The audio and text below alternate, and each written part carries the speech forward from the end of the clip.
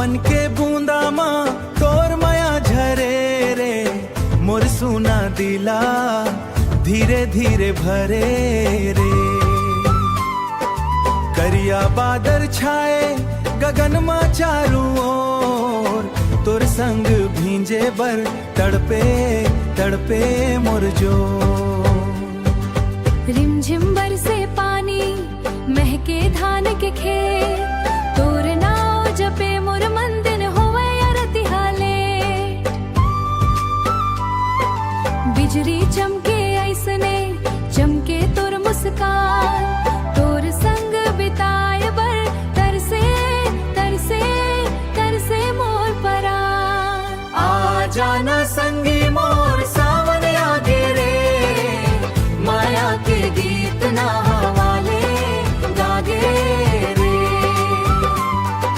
भींजत भींजत संगमा सपना सजाबो हम, तोर हाथ ला धर के दुनिया भुलाबो हम।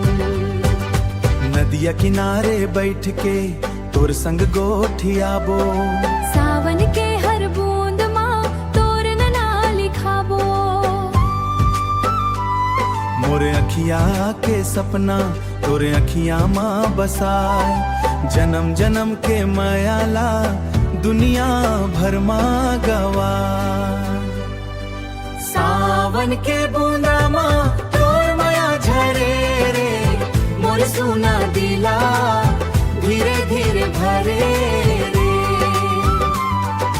करिया बादल गवाही दे हमर माया मर है, तोर सोर संग तोर संग ये जिंदगी मोर सबसे सुंदर है।